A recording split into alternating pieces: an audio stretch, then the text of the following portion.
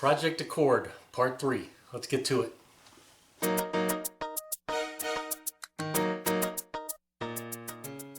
We got a lot of work to do. We'll start with some wiring repairs, I think. And then I got some more trim that I have to pull off. We'll have to get things ready for sanding. So I'll have to tape any trim that I can't pull off. We'll have to tape up so we don't ding it up. So a lot of work to do. And then there's going to be a lot of sanding. I mean, that's going to be a big part of this job, is just sanding. Because of the amount of work that I have to do on this vehicle, I won't have time to do my normal, detailed videos like I normally do and talking stuff like that. I got to run the cooler because it's going to be really hot. I have to run the air compressor to run my air tools, and so just because of that and the amount of time it takes to do this vehicle, I'm not going to be able to sit there and talk through everything. So I'll do what I can to edit these videos down to at least give you some content, but it'll be more of an overview than anything else. But hey, we got work to do. Let's get to it. Alright, seeing as I got this wide open, just doing some electrical repairs. This horn evidently got hit. You can see it's deformed compared to the other one. This model has two horns, but the connector right here was destroyed, so it wouldn't connect. So I rebuilt that, so we're good there. And now, just looking around, it looks like somebody just spliced in some wires and just twisted them up, folded it over like that, and taped it and called it a day. I suspect this one is exactly the same. So we're going to have to fix that. There's also some exposed wiring right here, right at the connector. That's going to be difficult to fix, but got to get that fixed. And just looking around, it looks like the same person that repaired that side. Looks like they worked on this side too, so I'm going to have to fix that. And there's the repair. I just put some heat shrink tubing right here to cover the exposed wire, and then put some heat shrink butt connectors to fix the connections. Both of these have sealant in there, so they're weather tight. I don't know if you can see, it's kind of glistening right there and right at the edge there. So they're full of sealant, so when you heat it up, it seals it off from the weather. So this will be a lot better than it was before. We'll just tape that up and make it look like brand new. Here's the stuff I use right here. Yep, more shenanigans over here we gotta fix.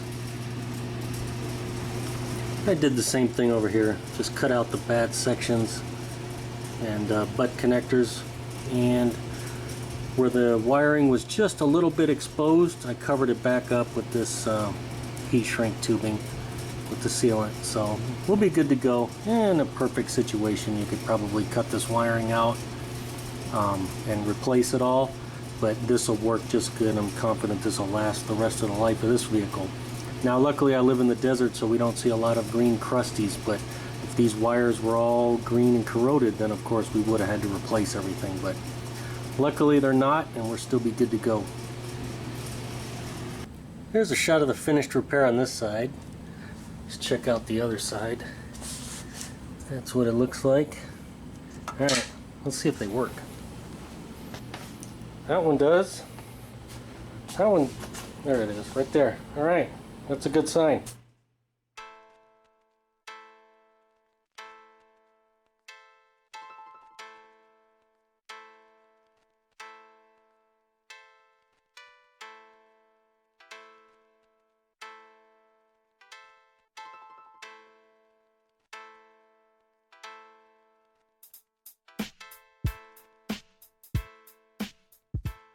Okay, I got it taped off where I want it for sanding. That way I'm not damaging any of the molding that's still in place. So not too much masking right now. Engine looks pretty good.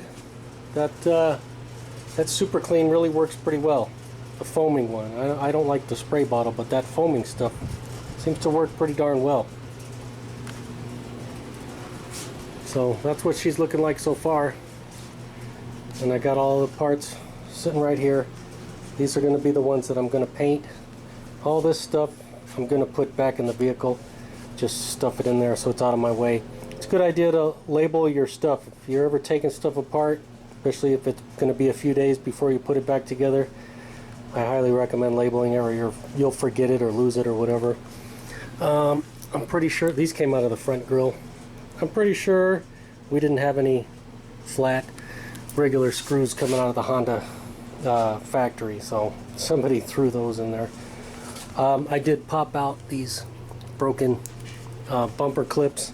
I have a bunch of new ones, so we're good. I did pull out the windshield clips, the one that were still in there, so they're all out. So yeah, all this stuff I'll put away, and then we'll be ready to start sanding. Suppose we should check our horn too, seeing as we fixed it. Oh, that's a manly horn. Alright, I was looking at the sides, and I could see that there was still, even though I washed it really good, there was still a lot of dirt behind these moldings on the side there, and I did not like that. So went ahead and pulled them off. Now it's kind of a pain doing it because, well, as you can see, you got to pull all the door panels off if you want to do it right without destroying them. Pull the door panels off, and then you got to go from the back side there, and you just, well, you don't have to pull the door panel off to get that nut off, but you can pull that nut off. Then after that, you got all these clips right here, and you just reach in. I just reach in with these and just grab them like little fingers, squeeze them, and then pop the trim out. And I just work my way down till I get to this one, and then this is the only one left. And if you noticed, you see how this is clipped in this way, and the rest of these are clipped in this way. So once you get all these out, you can just slide it forward, and then this clip will actually just stay right there. And then I just take a screwdriver and kind of dig in there on each side and pop the clip out, and I put it back. That's how I get them out. Now I have the option of, instead of painting them the body color like that, I can black them out if I want. And I may black out the mirrors too. So we'll see. I'm not pulling out the door handles just because this piece is so messed up on all the handles. I don't want to take a chance on damages and anything else, and these are hard to find now.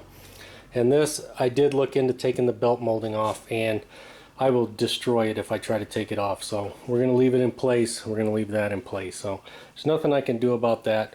I am going to take the sills down on the bottom there off, and I'll show you how to do that. Now, whenever you're taking off the side molding like this, I definitely recommend taking off the door panel, reaching in and squeezing the tabs. That way you don't do any damage. These things, well, you can't find these anymore. So if you try to pry them, you're probably going to break the plastic, or you will break right here where these clips seat in, and then you have to try to repair it if you can. Or they just get bent and tweaked. So I don't recommend it. If you take the door panel off, it's a little more work, but you can reach in there, take them all off, not do any damage, not even break any clips. We don't even have to buy any new clips. These can just snap right back into place after we're done finishing them. Alright, to get these side sills off, that's what Honda calls them, we want to take the mud flap off first. 3 screws right there and you can take the mud flap off. I didn't even turn the wheel, I just used a short screwdriver and got all 3. Why they painted them in place, I don't know, when it's so easy to take them off, but whatever. And now I'll show you where all the clips are down below. Alright, starting from the back here, this is the rear wheel. We can go underneath, and right all along the back here, I don't know how many there are, 6 or 8, all along right here, we got these push pin clips. And we need just a Phillips tip screwdriver like this, and we can just take it out. This one was already started, I didn't do that. We can just pop that out like this. Sometimes they're difficult. On the other side, I took it off already and I broke a couple. You can see it laying over there. But I got most of them out. I think I only broke 2. But you can just take it out like that. And then once we get it to there, we can just kind of pull it down. And then the other half pops out. So that's what it looks like. It looks like that piece, whoops, wherever it went. That piece goes in there first. And then this little screw piece, that pops in right through the center and pins it in there. Pretty common on Hondas to have these, but not all Hondas have these with the Phillips, so you kind of got to get it started out. See, if you can get it started out, then you can grab it with a trim tool and pop it out. Sometimes these things strip out pretty easy, the head off them, and then I just go in there with a trim tool like this and I break them off. And then that's all there is to it, and we're going to have to replace them. So I'll get the rest of these all the way down exactly the same, and then we'll come back and I'll show you how to get it off. Well, usually there's supposed to be clips all the way down, but this one looks like it was missing all but the last 2 over here. Alright, that's what the clip looks like when you put it together. Now sometimes the whole thing will spin, and what I do is I just grab it with my little clip tool, and I just grab the edge right there, and then I just use the screwdriver and spin it out. Usually that works. And like I said, sometimes they just strip out and you just break them off. Alright, now that we got the mud flap out and we got all the clips out, and like I said, this one only had 2. There should have been around 8 in there. Now we're just going to take and move it forward like that. You just bump it forward. Sometimes we got to kind of move it back and forth a little bit. But once we move it forward, you can see, boom, it's off. All we're doing is we're pushing it past those clips right there. See all the clips? All the clips are just clipped in right there, and you see there's an opening here. So once we get the clips off the bottom, we can just slide it towards the front of the car and it'll pop off. Now to get these clips off right here, we just turn it at like a 45-degree angle and pull them out. And now, as you see, this piece is on the bottom. We just slide them, whoops, we just slide it right back into place on our, whoops, if I could get it right. We'll just slide it right back into place here, and it'll be good to go to put back on the car. We're just going to have to get some more clips for this right here. And while we're here, we'll just pull all these out and pop them right into place. Pretty easy.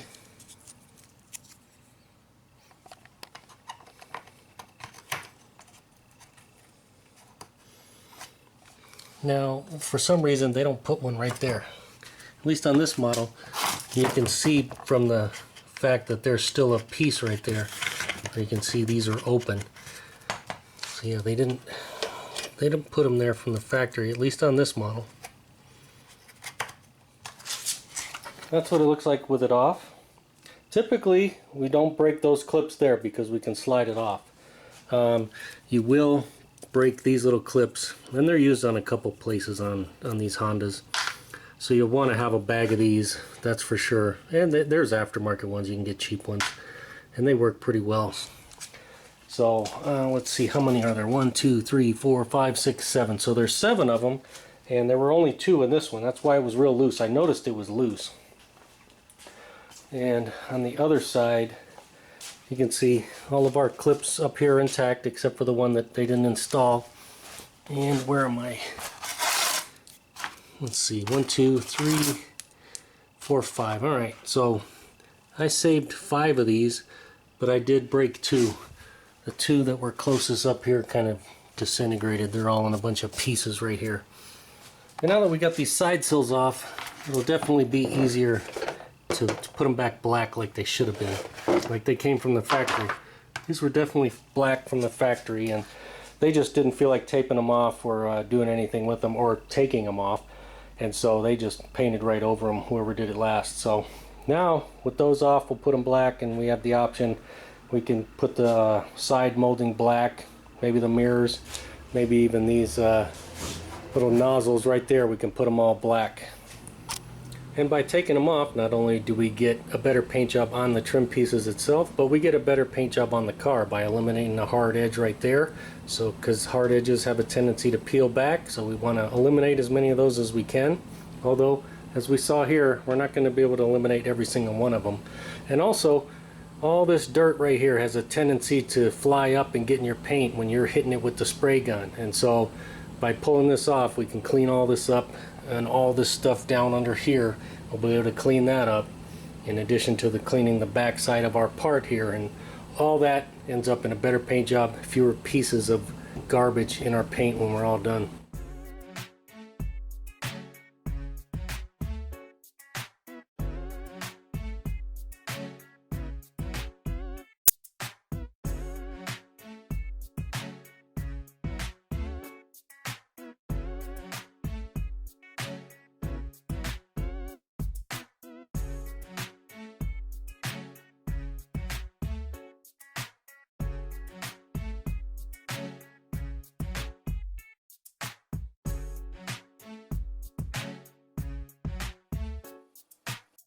What are you looking at? I got a booger hanging or something? Alright, hopefully you can see I just took the sandblaster and I just blasted these off, all this stuff. These I took all the paint off and I used a fine abrasive and it came out pretty good. Didn't damage the surface at all. These hold a license plate on and they painted those and it just looks silly. These nozzles were all messed up, so I cleaned them all up, so they're pretty good now. I'm not sure if I'm going to paint them body colored like they should be or if I just want to go with black. I don't know, we'll see. The wipers I took all the way down to the metal also. These pieces over here and the side sills, I just hit them enough to take the clear off, so you can see there's no more clear on there. So I think we're down to a good substrate. I think we just got to clean them up a little bit, but I don't envision having to take these all the way down to the bare plastic. These seem to be good to go. But that's a blaster like that can help on little parts like this where they can be difficult to sand, especially something like this. You're going to leave a lot of sanding scratches in there that definitely will probably show through the paint, and so stuff like that I like just hitting it with a fine abrasive like that, and usually turns out better. Not always the case, sometimes you can damage the parts, but in this case it turned out good.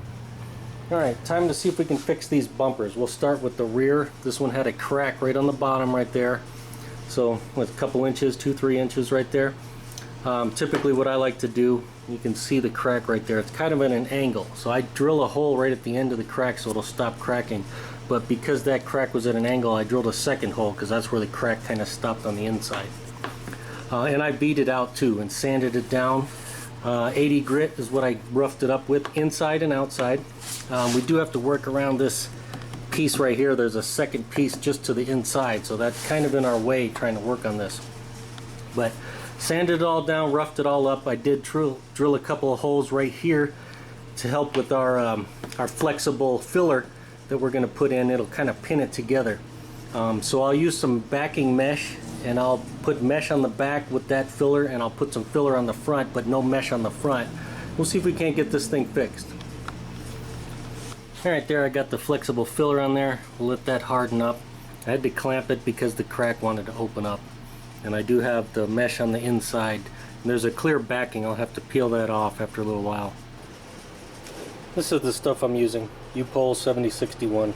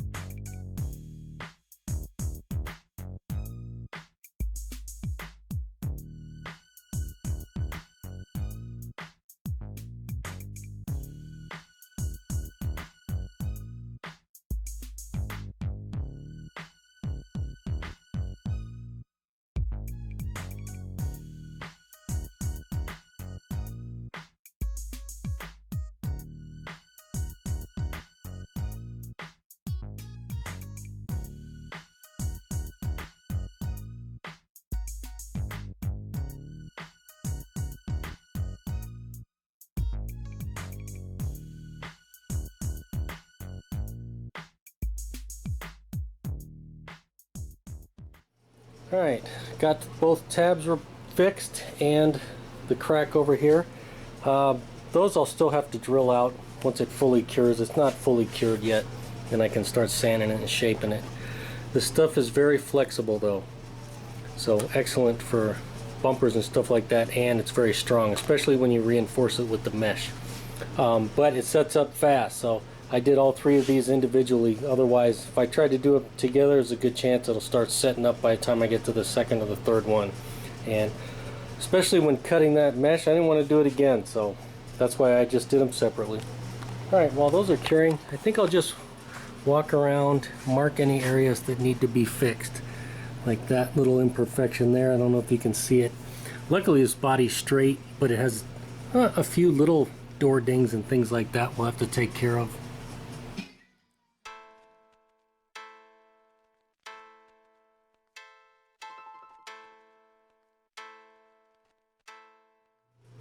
Alright, got most of the little dings marked off. I'm sure I'll find more. It can be difficult to find them with this type of paint when it's in bad shape.